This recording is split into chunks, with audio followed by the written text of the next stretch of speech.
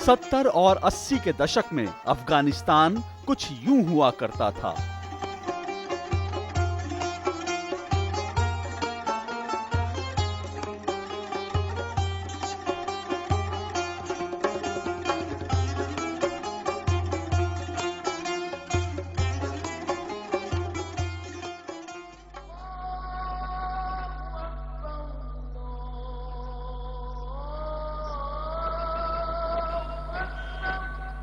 उन्नीस 1990 में संविधान में परिवर्तन के साथ ही अफगानिस्तान इस्लामी राज्य हो गया।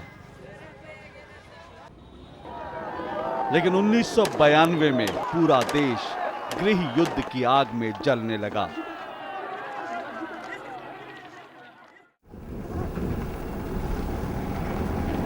नब्बे के दशक के मध्य में तालिबान का उदय हुआ और फिर देखते ही देखते Afghanistan, Taliban, al Qaeda, Osama bin Laden और आतंक को शरण देने वाला देश बन गया।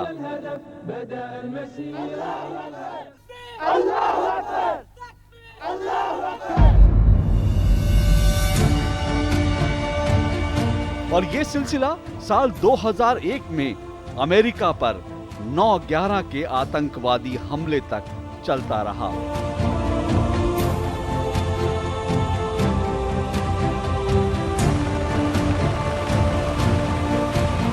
नौ 11 के आतंकी हमले के एक माह के भीतर ही अमेरिका और नेटो की सेनाओं ने तालिबान के खिलाफ युद्ध का आगाज कर दिया।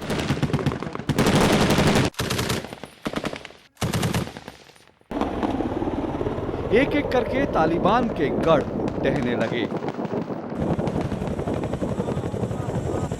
एक तरफ तालिबानी हुकूमत का अंत हुआ तो दूसरी तरफ आतंकी हमलों के बीच ही 2003 में दुनिया के कई मुल्कों के सहयोग के साथ अफगानिस्तान के पुनर्निर्माण का काम शुरू हुआ। भारत ने अफगानिस्तान के पुनर्निर्माण में शुरू से ही अहम भूमिका निभाई। बीते कुछ सालों में अफगानिस्तान के पुनर्निर्माण के लिए भारत ने $2 अरब के निवेश के साथ साथ हर तरह की मानवीय मदद मुहैया कराई है। सही मायनों में बीते कुछ सालों में भारत अफगानिस्तान का सबसे अच्छा और सच्चा दोस्त साबित हुआ है और काबुल में दोनों देशों की दोस्ती की ये नई मिसाल है। अफगानिस्तान का नया संसद भवन।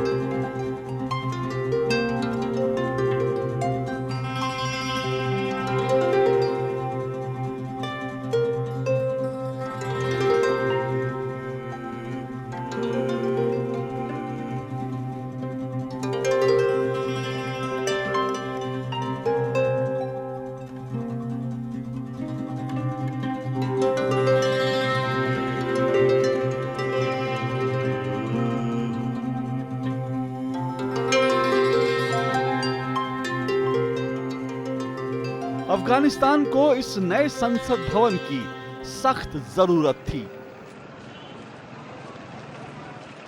दरअसल अफगानिस्तान तालिबान और अब ISIS के निशाने पर है। आतंकवादी लगातार इस फिराक में हैं कि यहाँ के अमन चैन में खलल डाला जाए और लोकतंत्र को अपने पैर जमाने का मौका न मिले। यही कारण है कि तालिबान ने जून 2015 में अफगान संसद पर आत्मघाती हमला किया। इस हमले में 2 नागरिक और 7 आतंकवादी मारे गए, जबकि 40 लोग घायल हुए थे। 2001 में अफगानिस्तान से तालिबानी हुकूमत का अंत हो गया और उसके बाद से यहाँ पर लगातार ये कोशिशें जारी हैं कि लोकतंत्र की जड़ें मजबूत हों और भारत इसमें एक अहम भूमिका निभा रहा है। लेकिन तालिबान की तरफ से भी लगातार ये कोशिशें चलती रहती हैं कि लोकतंत्र यहाँ पर मजबूत ना होने पाए और इसी सिलसिले में तालिबान की तरफ से 2015 में ही जून के महीने में अफगानी संसद पर एक फिदायीन हमला भी किया था। लेकिन अब अफगानिस्तान की संसद सुरक्षित है क्योंकि जल्द ही संसद इस नई इमारत में आ जाएगी। जी हां, पूरी संसद अफगानिस्तान में इस नई इमारत से अपना कामकाज संभालेगी और ये नई इमारत भारत के सहयोग से बनी है। भारत ने 710 करोड़ रुपए की लागत से इस नई इमारत को बनाया है। काबुल में भारत की बनाई ये इमारत आज अफगानिस्तान की सबसे भव्य इमारत है। 25 दिसंबर को काबुल के दौरे पर पहुंचे प्रधानमंत्री नरेंद्र मोदी ने इस नए अफगान संसद भवन का उद्घाटन किया और कहा कि संसद की नई इमारत भारत अफगानिस्तान के संबंधों की भावना और मूल्यों का अटूट प्रतीक है। This parliament complex is a small tribute to your progress as a nation and a democracy.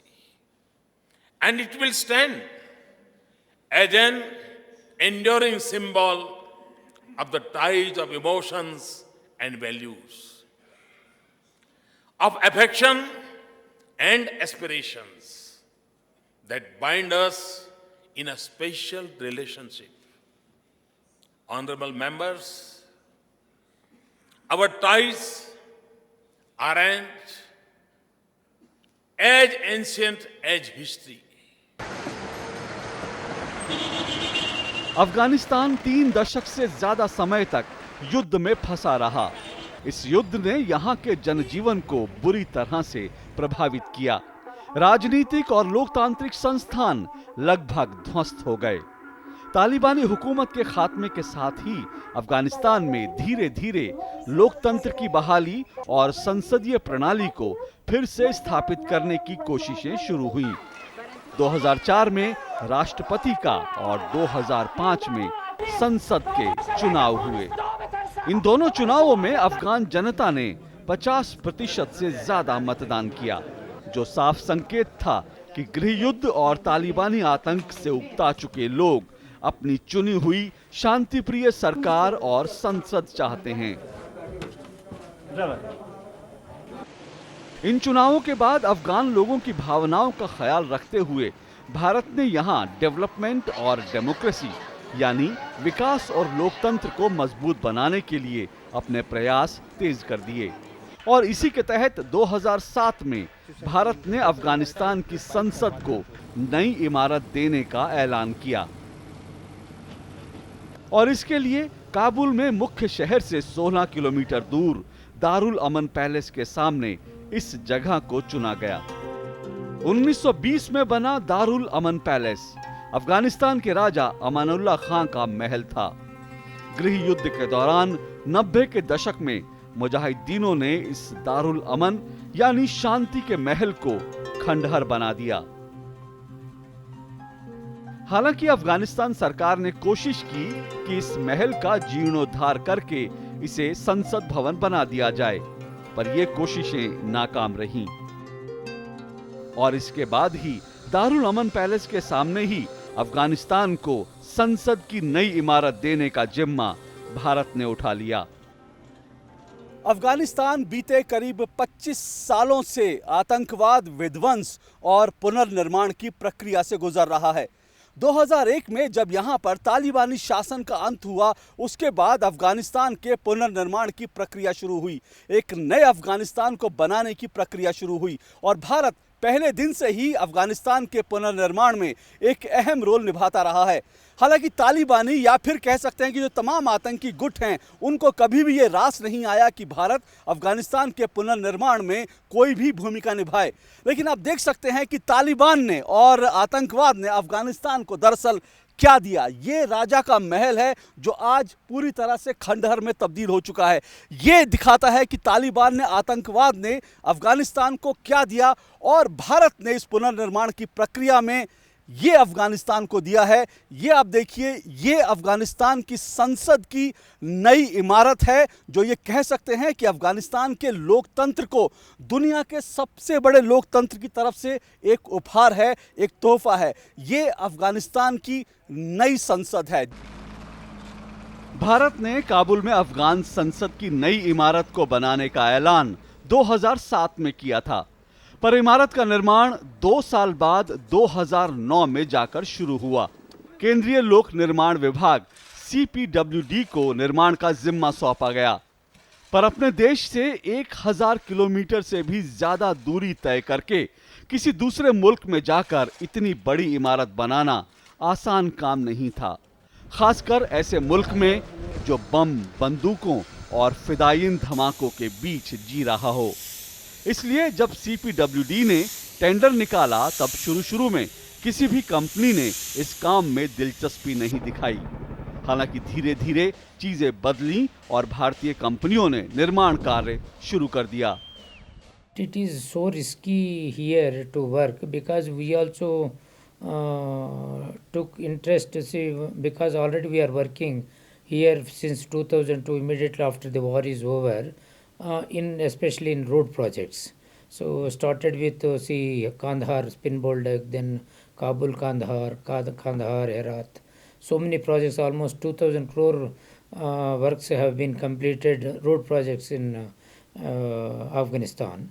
And then at that point of time when the work was tendered, then second time we participated and then we became lowest in this. So after getting this work, because lot of challenges far as getting all the materials from different places, we don't get except sand and aggregate here.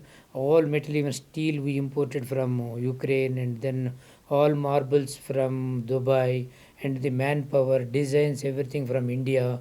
So with the entire manpower, skilled manpower, we brought from India, and unskilled, of course, we sourced from Afghanistan. पर भारत से जब कुशल वास्तुकारों, इंजीनियरों और तकनीशियनों की बड़ी team Kabul पहुंची, तो उनके सामने सुरक्षा के साथ-साथ मौसम की चुनौतियां भी थीं। चैलेंजेस यहाँ पे वेदर है, -16, -22, -10 पे यहाँ पे काम करना पड़ता है। और उसके बाद में यहाँ पे एक माहौल जो है इंडियंस के लिए रहता है कि थोड़ा सा रहता है टेररिस्ट का, बट लोकल अफ़गानी जो हैं वो इंडियंस को काफ़ी लाइक करते हैं, काफ़ी फ्रेंडली हैं उनके साथ। और आउटपुट जो है काफ़ी इंडिया के कंपैरिजन में वर्क आउटपुट बहुत कम आती है। The situation was very tense out here way in 2009-10 when there was attack on Indian embassy as well as Indira Gandhi Hospital in February 2010, I suppose. So people were unable to come to Kabul from India because they were afraid because of these attacks and everything. पर इन तमाम चुनौतियों के बावजूद अफगान लोगों का भरोसा, उनकी मोहब्बत और भारत का झंडा बुलंद करने के जज्बे ने घर से दूर पराए देश में भारतीय इंजीनियरों और तकनीशियनों का हौसला बनाए रखा। काफी लंबा अरसा हो गया, तो घर की याद नहीं आती? ऐसे लगता नहीं कि हाँ, घर की याद आती भी है, लेकिन हम लोग आते जाते रहते हैं, ऐसा भी नहीं है। लेकिन अब अफगानिस्तान में जो है हमारी कंट्री काम कर रही है, ये अनुभूति, ये एक्सपीरियंस जो है ना, ये काफ़ी सुखद महसूस करवाता रहता है हमेशा। 2009 में जब इस संसद भवन का निर्माण कार्य शुरू हुआ, तब इस काम को पूरा करने के लिए 3 साल का लक्ष्य रखा गया था, लेकिन सुरक्षा और तकनीकी कारणों से इस प्रोजेक्ट को पूरा करने में देरी हुई। Even getting the material from India through, previously we used to get the road material from Bandar Abbas and Herat like that. Then there was attack during that time, and when our equipment were being brought from Herat to Kandahar, it was blasted. Almost 16 trailers were damaged. All the worth of 20 crore worth of machinery got burnt by the extremists. And then we changed the strategy to bring the materials from Karachi, Kandahar to this place. Like this, lot of problems in logistics are concerned. पर अब ये शानदार इमारत पूरी तरह से बनकर तैयार है और इसमें ऐसी कई खूबियां हैं जिसके चलते इसे बेमिसाल कहा जा सकता है। कुल मिलाकर ये पूरा इलाका 84 एकड़ क्षेत्रफल में फैला हुआ है और 2007 में भारत ने यह तय किया कि यहां पर वो एक नई संसद बना कर देगा, लेकिन मुश्किलें बहुत थी, दुश्वारियां बहुत थी। 2009 में आखिरकार इस इमारत को बनाने का काम शुरू हुआ, लेकिन जब ये काम शुरू हुआ तब उसके सामने, भारत के सामने बहुत बड़ी चुनौतियां थी, क्योंकि तालिबान की तरफ से लगातार ये कोशिश थी कि भारत यहां पर कोई भी पुनर्निर्माण का काम ना कर पाए। लेकिन इतने सालों में भारत के लोगों ने, भारत सरकार सरकार की तरफ से, भारत के इंजीनियरों ने, भारत के मजदूरों ने यहाँ दिन रात लगाया और आखिरकार इस इमारत को खड़ा कर दिया, इस आलिशान इमारत को खड़ा कर दिया। ये भव्य और आलिशान इमारत 710 करोड़ रुपए में बनी है। जी हाँ, कुल मिलाकर 710 करोड़ रुपए इस इमारत पे खर्च हुए हैं। और इस इमारत की जो खास बात है वो ये है कि ये पूरी तरह से सुरक्षित इमारत है। इस इमारत के भीतर एक टनल है और किसी भी आपात स्थिति में उस टनल के जरिए, उस टनल के माध्यम से जो भी सांसद होंगे या जो इमारत के भीतर होंगे उनको सुरक्षित यहाँ से निकाला जा सकता है। एक खास बात ये भी है इस इमारत के बारे में कि ये पूरी तरह से भूकंप रोधी है। हम आपको बता दें कि अफगानिस्तान सिस्मिक जोन में जो है 5वें नंबर पर आता है, यानी सिस्मिक जोन 5 के अंदर आता है, यानी यहाँ पर भूकंप के लगातार झटके आते रहते हैं। लेकिन ये इमारत है, अगर यहाँ पर 8.5 यानी रिक्टर स्केल पर अगर 8.5 की तीव्रता वाले भूकंप भी आए तब भी ये इमारत सुरक्षित रहेगी। और इस इमारत की बहुत सारी खास बातें हैं। इसके अंदर एक प्रेयर हॉल है, पूजा घर है जहाँ पर नमाज पढ़ी जा सकती है और करीब करीब 400 लोग इसके भीतर नमाज पढ़ सकते हैं। अफगानिस्तान के लोग, अफगान सरकार और संसद के अधिकारी भी ये मान रहे हैं कि ये इमारत उनकी सोच और कल्पना शक्ति से कहीं ज्यादा भव्य, आलीशान और सुविधाजनक है। On behalf of the Afghan Parliament and behalf of the Afghan nations, we want to send our great thanks to the government of India and to the nation of India for this beautiful and wonderful building which they built by their donation, and they spent a lot of money. It's very good opportunity and pleasure for our people, for our nation, and for our member of parliament. By the building of this building, actually we can say that we solved our 80% problems. It's now solved and done. We were really thankful. This is a huge building, and we know that India is one of the largest, one of the biggest countries supporting Afghanistan economy, education, government, state, and our president. He explained in each single sentences the friendship of the India with the Afghanistan people. This is such a big and a huge and a modern building which the Afghan people never thought that they will have that much nice and perfect building for their parliament. But thanks to the India government, thanks to the India people. इस इमारत का design बनाने के लिए मुगल कालीन और आधुनिक वास्तुकला शैली से प्रेरणा ली गई है और यही वजह है कि संसद के इस पूरे परिसर में 9 फव्वारे बनाए गए हैं। अफगान संसद की इस नई इमारत में मुगल और आधुनिक भारतीय स्थापत्य कला का बेजोड़ मेल देखने को मिलता है। और जिस तरह से मुगल स्थापत्य कला में फव्वारों का बहुत इस्तेमाल होता था, ठीक उसी तरह इस इमारत में भी फव्वारों का बहुत बेहतरीन तरीके से इस्तेमाल किया गया है। और ये आप फव्वारा देख रहे हैं, ये 20 फीट ऊंचा फव्वारा है जो कि ठीक जो सामने आप देख रहे हैं, जो लोअर हाउस है अफगान संसद की, जो लोकसभा है, उसके ठीक सामने ये फव्वारा है। और क्योंकि इस पूरी इमारत को भारतीयों ने डिज़ाइन किया है, भारत ने बनाया है, इसलिए भारत के अलग अलग प्रांतों की यहाँ पर कोई ना कोई झलक दिख जाती है। अगर इस फव्वारे को आप देखेंगे तो इस फव्वारे के भीतर, इस फव्वारे जो बना हुआ है, ये उदयपुर से जो संगमरमर आता है, जिसको हरा संगमरमर कहते हैं, उदयपुर के हरा पत्थर है, उसका इस्तेमाल हुआ है। तो उदयपुर की निशानी, उदयपुर की झलक यहाँ पर दिखाई देती है। इसके अलावा अगर कुल मिलाकर बात करें तो इस इमारत में 100 से ज़्यादा अलग अलग तरह के संगमरमर और पत्थरों का इस्तेमाल किया गया है और ये ज़्यादातर पत्थर भारत से लाए गए हैं। कुल 109 तरह के संगमरमर के पत्थर इस इमारत में लगाए गए हैं, जिनमें से ज़्यादातर भारत में राजस्थान से लाए गए, जबकि कुछ जगह पर अफगानिस्तान के हेरात प्रांत के संगमरमर का इस्तेमाल किया गया।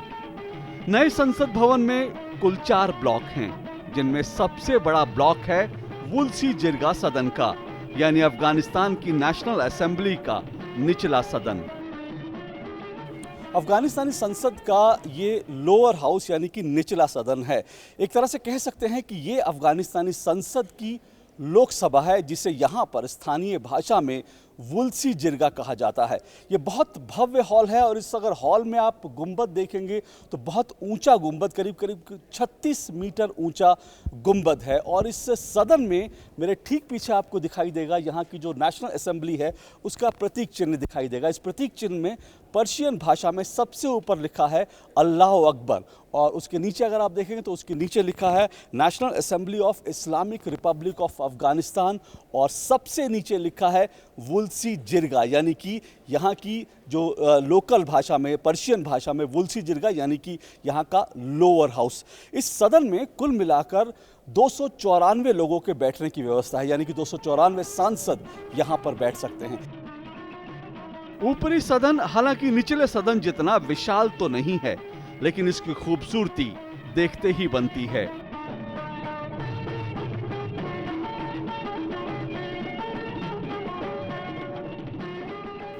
अफगानी संसद का ये डी ब्लॉक है और इस डी ब्लॉक में यहाँ का अपर हाउस है, यानी कि ऊपरी सदन, जिसको पश्तो भाषा में मिश्रानु जिरगा कहा जाता है। और ये इस हॉल में, और ये जो सदन है ये सदन के स्पीकर की जगह है, सदन के स्पीकर यहाँ बैठेंगे। और इसके ठीक ऊपर आप देखेंगे तो जो अपर हाउस है, जो मिश्रानु जिरगा है, उसका प्रतीक चिन्ह यहाँ पर दिखाई दे रहा है और ये पर्शियन और पश्तो भाषा में यहाँ पर लिखा है। और जो लिखा है अगर मैं आपको बताऊं तो इस पर लिखा है अफगानिस्तान इस्लामिक जमहूरियत मिली शूरा और मिश्रानो जिरगा, ये यहाँ पर लिखा है। और इस पूरे हॉल में अगर आप देखेंगे तो करीब करीब इस हॉल के अंदर 120 जो सदस्य हैं वो यहाँ बैठ सकते हैं, और ज़रूरत पड़ने पर करीब करीब 14 सीटें यहाँ पर और भी बढ़ाई जा सकती हैं। दोनों ही सदनों में सांसदों की सुविधाओं के लिए उच्च तकनीक का इस्तेमाल किया गया है और साथ ही पर्याप्त संख्या में दर्शकों और पत्रकारों के बैठने के लिए दर्शक दीर्घा और पत्रकार दीर्घा बनाई गई है। बिल्डिंग का एक और अहम हिस्सा है अटल ब्लॉक। अफगानिस्तान के लोगों के मन में हिंदी को लेकर बहुत प्यार और सम्मान दिखाई देता है। आप यहाँ पर जब आएंगे, अफगानिस्तान आएंगे, तो आपको हर दूसरा अफगानी हिंदी बोलता हुआ दिखाई देगा। और हिंदी गानों की तो यहाँ पर धूम है। हर रेडियो चैनल पर, हर टेलीविज़न चैनल पर हिंदी गाने यहाँ बजते हैं और हिंदी फिल्में यहाँ पर खूब देखी जाती हैं। और अफगानिस्तान की संसद में भी हमको हिंदी दिखाई देती है, और वो हिंदी दिखाई देती है यहाँ अटल ब्लॉक में। जी हाँ, ये अटल ब्लॉक है जो कि भारत के पूर्व प्रधानमंत्री अटल बिहारी वाजपेयी जी को समर्पित है। वो अटल बिहारी वाजपेयी जिन्होंने हिंदी का डंका संयुक्त राष्ट्र तक में जाकर बजाया था। तो जाहिर सी बात है उनके लिए और हिंदी के लिए इससे बड़े सम्मान की बात क्या हो सकती है कि अफगानिस्तान की संसद में हमें हिंदी दिखाई देती है, अटल ब्लॉक दिखाई देता है। अगर इस अटल ब्लॉक की बात करें हम तो कुल मिलाकर ये अटल ब्लॉक काफ़ी भव्य ब्लॉक बना हुआ, और इसकी खास बात ये है कि यहाँ पर आपको कैफेटेरिया है, यहाँ पर एक कॉमन रूम है, प्रेस के लिए एक रूम है, और इसके साथ साथ यहाँ पर एक बड़ा पुस्तकालय यानी कि लाइब्रेरी भी है, जहाँ पर सांसद और तमाम जो लोग बाहर से आएंगे वो यहाँ बैठकर किताबें पढ़ सकते हैं। और किताबों के सेक्शन में न सिर्फ अफगानी बल्कि इंटरनेशनल सेक्शन भी बहुत बड़ा बनाया गया है।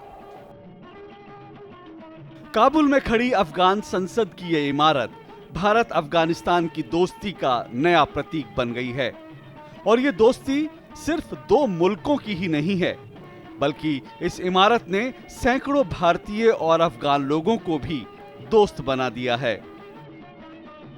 अफगानी संसद की जो नई इमारत है वो भारत और अफगानिस्तान की दोस्ती का प्रतीक तो है ही, और इसी तरह से पिछले 6 सालों में जब इस इमारत का निर्माण चल रहा था तो यहाँ पर हमने देखा कि कई सारे अफगान और भारतीयों की दोस्तियाँ यहाँ पर बन गई। ऐसे ही दो दोस्त हमारे सामने हैं, अफगानिस्तान के हैं मोहम्मद हमदुल्ला साहब जो कि कुंदूज के रहने वाले हैं और हिमाचल से यहाँ पर आकर काम कर रहे हैं। गगन कुमार वो भारतीय हैं, ये अफगानिस्तान के हैं, और इसी प्रोजेक्ट में रहकर दोनों के बीच अच्छी दोस्ती होगी, दोनों साथ साथ काम करते हैं। मोहम्मद हमदुल्ला साहब ये बताइए कि इस प्रोजेक्ट से जुड़ना कैसे लग रहा है आपको? सर इस प्रोजेक्ट से जोड़ना तो बहुत अच्छा लगा मेरे को, और 6 साल हो रहे हैं हम लोग यहाँ पे काम कर रहे हैं, और बिजली का काम राजेश कुमार जी के साथ, और हमारा दोनों का जो है अच्छा दोस्ती है। इंडियन के साथ हमारा 12 साल हो गया टोटल काम करने का, और जो है अभी भी ये पारामान प्रोजेक्ट में अभी लगे हुए हैं। तो कैसा इस मतलब इंडियंस के साथ काम करने में कैसा लगता है आपको? इंडियन के साथ काम करने में हमारे को ऐसा लगता है जैसा मैं अपने आप हूँ, और इंडियन कंपनी के बीच में रहना मेरे लिए ऐसा है जैसा मेरा अपना घर हो, तो मेरे लिए कोई दिक्कत नहीं हुआ। हाँ। हम आपको ये बता दें, गगन कुमार की अभी थोड़े दिन पहले ही शादी हुई है, लेकिन अपने शादी के कुछ ही दिन बाद वो दोबारा इस प्रोजेक्ट में आके जुड़ गए क्योंकि इसको कंप्लीट करना था। गगन कुमार, आप बताइए कि कैसा आपको लग रहा है यहाँ पे आके काम करना? सर बढ़िया लग रहा है सर। शादी हुई थी, हमारे बॉस रजय जी ने बुला लिया था हमें, तो हमें आना पड़ा। तो कहते हैं इधर मोदी जी आ रहे हैं, तो इसलिए हमें आना पड़ा सर। कितने दोस्त बना लिए अफगानी दोस्त यहाँ पर? सर बहुत है, गिनना मुश्किल है सर, बहुत है। कितना मुश्किल है? हाँ। लेकिन कुछ थोड़ी बहुत, इतने साल से आप यहाँ पर हैं, कुछ थोड़ी बहुत अफगानी सीखी आपने? हाँ जी सर। क्या क्या सीखा अफगानी? बस खूब हस्ती, जोर हस्ती, जन जोर हस्ती। हाँ जी, संगे जोड़े बुखारे। तो गगन कुमार ने हिमाचल से आके यहाँ पर अफगानी सीख ली। और मोहम्मद हमदुल्ला साहब, आप तो बहुत अच्छी माशाल्लाह हिंदी बोलते हैं, कहाँ से सीखी आपने? मैंने तो पहली बार जब इंडियन कंपनी में आ गया अपने राजेश कुमार जी के साथ, CPWD का प्रोजेक्ट था इंडस्ट्रियल एरिया में, और हबीबिया स्कूल और इंदिरा गांधी हॉस्पिटल का काम था इलेक्ट्रिकल का। तो उसी समय में मेरे को हिंदी भी नहीं आता, लेकिन बाद में जो है इनके साथ रहकर मैंने हिंदी सीखा।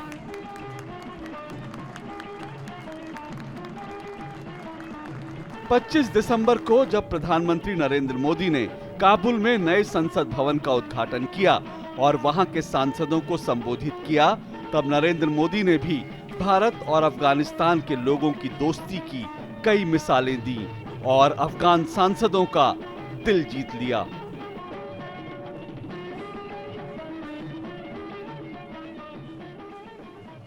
For India, this is a deeply held commitment.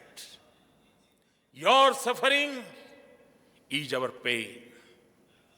Your dreams are our duty. Your strength is our belief. Your courage is our inspiration.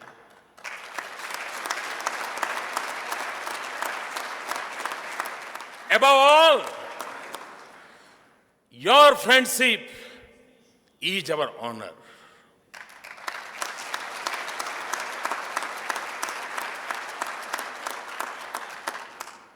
And as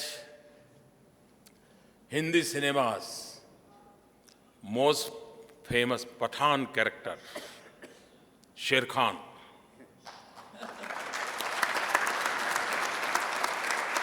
in Janjeer, Sher Khan sang, यारी है ईमान मेरा, यार मेरी जिंदगी।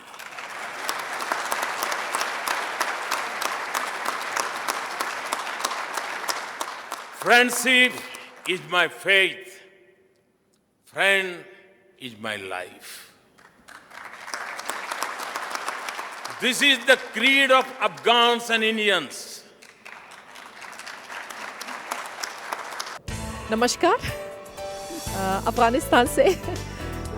मेरे ख़्याल में जो जोश आपने इस माहौल में देखा और इतना मोहब्बत से रिश्ता दोस्ती का अफ़गानिस्तान और हिंदुस्तान के बीच में जो है, वो अल्फाजों में कोई नहीं बता सकती, क्योंकि तारीख़ी रिश्ता और ताल्लुक़ जो है और इसके साथ दो मुल्कों और दो मिल्लतों की ताल्लुक़ जो है वो सबसे बड़ी और बढ़िया है। जो हम सके उसको कुछ ही और छोटी सिंटेज़ों में बताइए आपको।